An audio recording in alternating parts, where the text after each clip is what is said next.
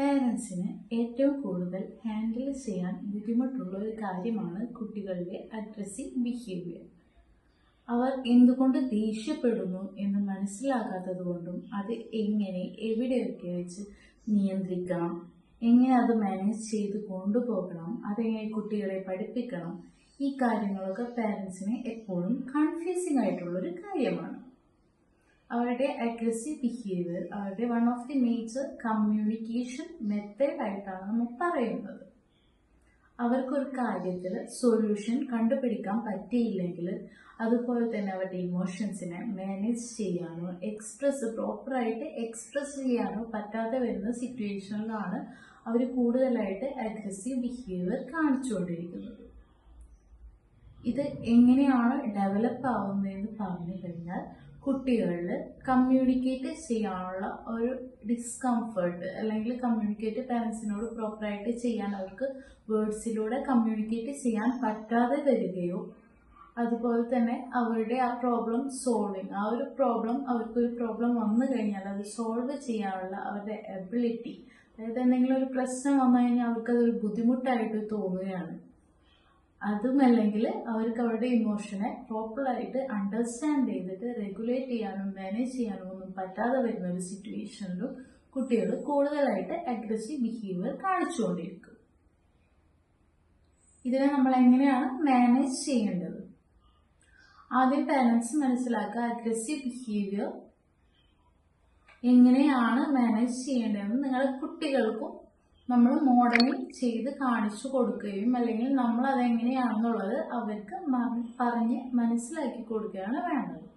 അതിന് നമ്മൾ ആദ്യം കാമായിട്ടിരിക്കുക. എപ്പോഴും കുട്ടികൾ ദേഷ്യത്തിലാണെങ്കിൽ അവരോട് നമ്മൾ കാമായിട്ട് അപ്രോച്ച് ചെയ്യാൻ വേണ്ടിയിട്ട് നോക്കാം.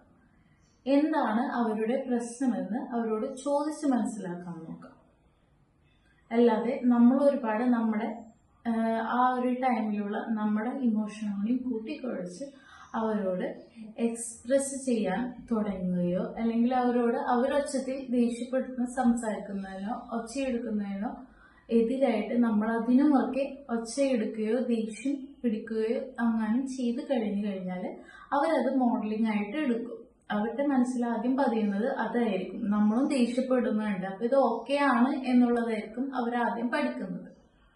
അപ്പൊ ആ ഒരു സിറ്റുവേഷനൊക്കെ ഒഴിവാക്കിയിട്ട് പാരൻസ് മാക്സിമം കാമായിട്ട് കുട്ടികൾ ദേഷ്യപ്പെടുന്ന സമയത്ത് അവരെ അപ്രോച്ച് ചെയ്യാൻ വേണ്ടിയിട്ട് നോക്കും. അതുപോലെ തന്നെ അവരോട് ഓപ്പൺ ആയിട്ട് കമ്മ്യൂണിക്കേറ്റ് ചെയ്യാൻ വേണ്ടിയിട്ട് നോക്കാം. അവരുടെ അഗ്രസീവ് ബിഹേവിയറിനെ എങ്ങനെ മാനേജ് ചെയ്യാം, അതിന് നമുക്ക് കുറച്ച് മെത്തേഡ്സ് യൂസ് ചെയ്യാം. അതിൽ ഫസ്റ്റ് വണ്ണാണ് അവരുടെ ആ ഇമോഷനെ നമ്മൾ അക്സെപ്റ്റ് ചെയ്യുക, അംഗീകരിക്കുക. അപ്പം നമുക്കും പേരൻസിനും ഇതുപോലെ ഒരു സിറ്റുവേഷൻ വന്നു കഴിഞ്ഞാൽ, എക്സാമ്പിൾ ഇപ്പൊ എവിടെയെങ്കിലും കൊണ്ടുപോകണം എന്നവർ ആവശ്യപ്പെട്ട് നമ്മളത് നോ പറഞ്ഞു കഴിഞ്ഞാൽ അവർക്ക് ദേഷ്യം വരും, അവർക്ക് അഗ്രസീവോ. ഉറപ്പായിട്ടും കുട്ടികൾ ഇപ്പം പാർക്കിലോ എവിടെയെങ്കിലും നമുക്ക് കൊണ്ടുപോകാമെന്ന് പ്രോമിസ് ചെയ്തിട്ട് പറ്റാതെ അവർക്ക് അഗ്രസീവ് ബിഹേവിയർ ഒക്കെ കാണിക്കാനുള്ള ചാൻസ് കൂടുതലാണ്. അപ്പൊ അങ്ങനത്തെ ഒരു സിറ്റുവേഷൻ വന്നു കഴിഞ്ഞു കഴിഞ്ഞാൽ കുട്ടികളോട് പറഞ്ഞ് മനസ്സിലാക്കുക, ഇറ്റ്സ് ഓക്കെ. അപ്പൊ അങ്ങനെ ഒരു സിറ്റുവേഷൻ നമ്മളോട് പ്രോമിസ് ചെയ്തൊരു കാര്യം ഇല്ലെങ്കിൽ ഓക്കെ, നമ്മൾ ഒരു കാര്യം ആവശ്യപ്പെട്ടിട്ട് നമ്മുടെ ഓപ്പോസിറ്റ് നിൽക്കുന്ന ആൾക്ക് അത് പറ്റില്ല എന്ന് ഉടനടി നോ പറയുകയാണെങ്കിൽ നമ്മൾക്കും ദേഷ്യം വരും. നമ്മുടെ ഇമോഷൻ അവിടെ എക്സ്പ്രസ് ചെയ്തത് ഓക്കെ ആണ് എന്ന് കുട്ടിയോട് പറഞ്ഞ് മനസ്സിലാക്കുക. അവരുടെ ഇമോഷൻസിനെ അക്സെപ്റ്റ് ചെയ്യുക. അങ്ങനെ ഒരു വാലിഡേഷൻ വരുമ്പം കുട്ടിക്ക് അടുത്ത വട്ടം ആ ഒരു ഇമോഷൻ അല്ലെങ്കിൽ ആ ഒരു ബിഹേവിയർ എക്സ്പ്രസ് ചെയ്യാനുള്ള ഇന്റൻസിറ്റി, അതിന്റെ കാഠിന്യം കുറഞ്ഞതായിട്ട് നമുക്ക് കാണപ്പെടുന്നു.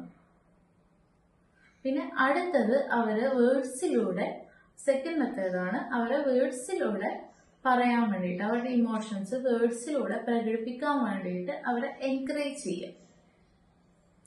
കൂടുതൽ വാക്കുകളിലൂടെ പറയാൻ പറയുന്നത്, നിങ്ങൾക്കിപ്പം എന്താണ് തോന്നുന്നത്, ഇപ്പൊ ദേഷ്യം വരുന്നുണ്ടെങ്കിൽ അത് എന്തുകൊണ്ടാണ് ദേഷ്യം വരുന്നത്, അതിന് റീസൺ എന്താണ് എന്നുള്ളതൊക്കെ ചോദിച്ചിട്ട് പതിയെ ചോദിച്ച് അടുത്തെഴുതി ചോദിച്ച് മനസ്സിലാക്കാൻ വേണ്ടിയിട്ട് ശ്രമിക്കുക.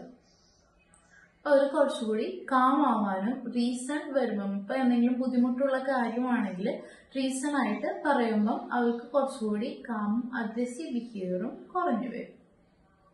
പിന്നെ മൂന്നാമത്തത് ഒരു സൊല്യൂഷൻ. ഇപ്പൊ അവർക്ക് എന്തെങ്കിലും ഒരു ഇഷ്യൂ ഉണ്ടെങ്കിൽ ഒരു സൊല്യൂഷൻ കണ്ടുപിടിക്കാൻ വേണ്ടിയിട്ട് നോക്കാം. അതുപോലെ തന്നെ അവരെ ആ ഒരു ഇഷ്യൂയിൽ നിന്നും ഡിസ്ട്രാക്ട് ചെയ്യാം. ഇപ്പൊ വേറെ ഒരു കാര്യം അവരെവിടെയെങ്കിലും പോകണമെന്ന് ആവശ്യപ്പെട്ട് അവർക്ക് വേറൊരു ടാസ്ക് അവർക്ക് ഇഷ്ടമുള്ളത് തന്നെ കൊടുത്തിട്ട് അവരെ ആ ഒരു ആവശ്യത്തിൽ നിന്നും ഡിസ്ട്രാക്ട് ചെയ്യാൻ വേണ്ടിയിട്ട് നോക്കാം. അതുപോലെ തന്നെ അവരുടെ ഒരു പ്രോബ്ലം ഉണ്ടെങ്കിൽ ആ ഒരു പ്രോബ്ലത്തിന് സൊല്യൂഷൻ കണ്ടുപിടിക്കുക. ഈ വക കാര്യങ്ങളൊക്കെ ചെയ്യാം. പിന്നെ അവരോട് വേറെ ഇതേപോലെ ഈക്വൽ ആയിട്ടുള്ള വേറൊരു ടാസ്കോ വേറൊരു സ്ഥലത്തേക്കോ കൊണ്ടുപോകാൻ അവർക്ക് അഫോർഡ് ചെയ്യാൻ പറ്റുന്ന അല്ലെങ്കിൽ കുഴപ്പമില്ലാത്ത ഒരു കാര്യം പറഞ്ഞ് ഓക്കെ പറഞ്ഞ് കോംപ്രമൈസ് ചെയ്യിക്കാൻ വേണ്ടിയിട്ടും നമുക്ക് നോക്കാവുന്നതാണ്. പിന്നെ അടുത്തത് ചെയ്യാൻ പറ്റുന്നത് ആ ഒരു പ്രോസസ്സിനെ നെക്സ്റ്റ് മെത്തേഡ് എന്ന് പറഞ്ഞാൽ ആ ഒരു പ്രോസസ്സിനെ സ്ലോ ഡൗൺ ചെയ്യാം. അതായത് അവരെന്തെങ്കിലും ആവശ്യപ്പെട്ട് കഴിഞ്ഞാൽ ഉടനടി നോ പറയാതിരിക്കുക. നമുക്ക് നോക്കാം, നമുക്ക് അതിനെക്കുറിച്ച് ആലോചിക്കാം എന്നൊക്കെ അവരോട് പറയാവുന്നതാണ് പേരൻസിന്. അങ്ങനെ വരുമ്പോൾ നമുക്ക് എന്തുകൊണ്ടാണ് അവർക്കതിപ്പം അതൊരു നീഡായിട്ട് വരുന്നത് എന്ന് ചോദിച്ച് മനസ്സിലാക്കി അത് പേരൻസിന് എന്തുകൊണ്ട് ബുദ്ധിമുട്ടാണ് എന്നുള്ളത് അവരോട് തുറന്ന് സംസാരിക്കാം. ഇനിയിപ്പം പേരൻസിന് വലിയ കുഴപ്പമില്ലാത്ത കാര്യമാണെങ്കിൽ നമുക്കത് അംഗീകരിച്ച് കുട്ടിയുടെ ആ ഒരു റെസ്പെക്ട് ചെയ്തിട്ട് കുട്ടിയുടെ ആവശ്യം റെസ്പെക്ട് ചെയ്തിട്ട് നമുക്ക് അംഗീകരിച്ച് കൊടുക്കാനുള്ളൊരു സിറ്റുവേഷനും കൂടി വരും. അങ്ങനെ വരുമ്പം കുട്ടിക്ക് പേരൻസിനെ കുറച്ചുകൂടി വാലിഡ് ആയിട്ട് അല്ലെങ്കിൽ അവർ തമ്മിലുള്ള ആ ഒരു കമ്മ്യൂണിക്കേഷൻ അഫെക്ഷൻ ഒക്കെ കൂടുതലായിട്ട് കൂടും. ഇങ്ങനെ നമ്മൾ അവരെ വാലിഡേറ്റ് ചെയ്യുന്നുണ്ട് അല്ലെങ്കിൽ അവർ പറയുന്നത് നമ്മൾ റെസ്പെക്ട് ചെയ്യുന്നുണ്ട് എന്നൊരു സ്റ്റേജിലോട്ട് വരുമ്പോൾ അപ്പൊ കുറച്ചുകൂടി സ്ലോ ഡൗൺ ചെയ്യുക. ആ ഒരു പ്രോസസ്സിനെ കുറച്ചുകൂടി സ്ലോ ഡൗൺ ചെയ്യാൻ വേണ്ടിയിട്ട് നോക്കാം. പിന്നെ അടുത്ത ഒരു മെത്തേഡ് വരുന്നത് നമുക്കിപ്പം കോമൺ ആയിട്ടുള്ള ഒരു പബ്ലിക് പ്ലേസിൽ വെച്ചിട്ടാണ് കുട്ടി വാശി പിടിക്കുന്നതെങ്കിൽ നമുക്കിപ്പം ആ ചുറ്റുമുള്ള സിറ്റുവേഷൻ ചുറ്റുമുള്ള ആൾക്കാരുടെ ഇടയിൽ കുട്ടി വാശി പിടിക്കും നമ്മളും ഒന്നെങ്കിൽ നമ്മൾ നെഗ്ലക്ട് ചെയ്യാനോ അല്ലെങ്കിൽ നമ്മ അവരോട് തിരിച്ച് ദേഷ്യപ്പെടാനോ ചാൻസ് ഉണ്ട്. അപ്പൊ ആ ഒരു സിറ്റുവേഷൻ മറ്റുള്ളവര് നമ്മളെ കുറിച്ച് എന്ത് വിചാരിക്കും, നമ്മുടെ കുട്ടീനെ കുറിച്ച് എന്ത് വിചാരിക്കും എന്നൊക്കെ വിചാരിച്ച് നമ്മുടെ ടൈമിൽ കൂടുതലായിട്ട് സ്ട്രെസ്സിലോട്ട് പോവാനും കാര്യങ്ങളൊക്കെ നമ്മുടെ കൈവിട്ട് പോകാനുള്ള ചാൻസ് ഉള്ളത് കൊണ്ട് നമുക്ക് കുറച്ചുകൂടി കംഫർട്ട് ആയിട്ടുള്ള ഒരു പ്ലേസിലേക്ക് മൂവ് ചെയ്യാം. എന്തോ ഒരു സിറ്റുവേഷൻ ആയിക്കോട്ടെ, ഇപ്പം ഈവൻ ഒരു മാരേജ് ഫംഗ്ഷൻ ആണെങ്കിൽ കൂടി നമുക്കും നമ്മുടെ കുട്ടിയാണ് ഇമ്പോർട്ടന്റ് എന്ന് മനസ്സിലാക്കിക്കൊണ്ട് ആ ഒരു പബ്ലിക് സ്പേസിൽ നിന്നും നമുക്ക് കുറച്ചുകൂടി കംഫർട്ട് ആയിട്ടുള്ള കാം ആയിട്ടുള്ള ഒരു സ്ഥലത്തേക്ക് കുട്ടീനെ കൊണ്ടുപോവുകയാണെങ്കിൽ കുട്ടി കുറച്ചുകൂടി കാം ആവാനും നമുക്ക് കാര്യങ്ങൾ ചോദിച്ച് മനസ്സിലാക്കാനും നമ്മുടെ ഇമോഷൻ അവിടെ എക്സ്പ്രസ് നമുക്ക് ദേഷ്യപ്പെടാതെ ആ ഒരു സിറ്റുവേഷൻ ഒഴിവാക്കാനും നമുക്ക് പറ്റുന്നു. പിന്നെ അടുത്തത് ഒരു ലിമിറ്റ്. നെക്സ്റ്റ് മെത്തേഡ് വരുന്നത് അവർക്കൊരു ലിമിറ്റ് സെറ്റ് ചെയ്ത് കൊടുക്കാം. എവിടെ എങ്ങനെ ഏത് രീതിയിൽ അവരുടെ ദേഷ്യം പ്രകടിപ്പിക്കണം എന്നുള്ളത് അവരോട് ഓപ്പൺ ആയിട്ട് കമ്മ്യൂണിക്കേറ്റ് ചെയ്ത് അവർക്ക് അത് മനസ്സിലാക്കി കൊടുക്കുക. ഇപ്പം ഒരാള് ദേഹോപദ്രവം ചെയ്യാണ്, അഗ്രസീവായിട്ട് ദേഹോപദ്രവം ചെയ്യുകയാണെങ്കിൽ അത് ചെയ്യുമ്പം അയാൾക്കും ദേഹം വേദനിക്കും, തിരിച്ച് അയാളും ഉപദ്രവിക്കാനുള്ള ചാൻസ് ഉണ്ടെന്ന് കുട്ടിയെ പറഞ്ഞ് മനസ്സിലാക്കാം. അതുപോലെ എന്തെങ്കിലും വസ്തുക്കൾ അഗ്രസീവായിട്ട് നശിപ്പിക്കുകയാണെങ്കിൽ അത് തിരിച്ച് റീപ്ലേസ് ചെയ്യാൻ വേണ്ടിയിട്ട് നമ്മൾ എമൗണ്ട് കൊടുക്കേണ്ടി വരും, ക്യാഷ് കൊടുക്കേണ്ടി വരും എന്നുള്ളത് കുട്ടീനെ പറഞ്ഞ് മനസ്സിലാക്കാം.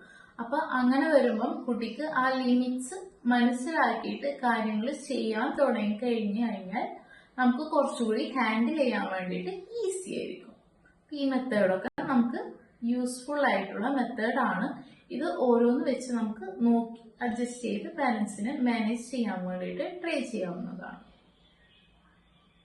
ദേഷ്യപ്പെടുമ്പോൾ പാരന്റ്സ് എപ്പോഴും കാം ആയിട്ടിരിക്കാനും അവരുടെ പ്രവോക്ക് ചെയ്യാതെ നോക്കാൻ വേണ്ടിയിട്ടും എപ്പോഴും ശ്രദ്ധിക്കണം. അതിന്റെ കൂടെ ഈ മെത്തേഡ്സ് ഒക്കെ യൂസ് ചെയ്യുകയാണെങ്കിൽ നമുക്ക് അവരുടെ അഗ്രസീവ് ബിഹേവിയർ ഒരു പരിധി വരെ മാനേജ് ചെയ്യാനും അതിൽ കൂടുതലാണെങ്കിൽ നമുക്ക് ഒരു എക്സ്പേർട്ടിന്റെ, അതായത് സൈക്കോളജിസ്റ്റോ ചൈൽഡ് സൈക്കോളജിസ്റ്റോ അല്ലെങ്കിൽ ഒരു സൈക്കാട്രിസ്റ്റോ ആരെങ്കിലും ഹെൽപ്പ് സീക്ക് ചെയ്യാനും നമ്മൾ ശ്രദ്ധിക്കേണ്ടതാണ്.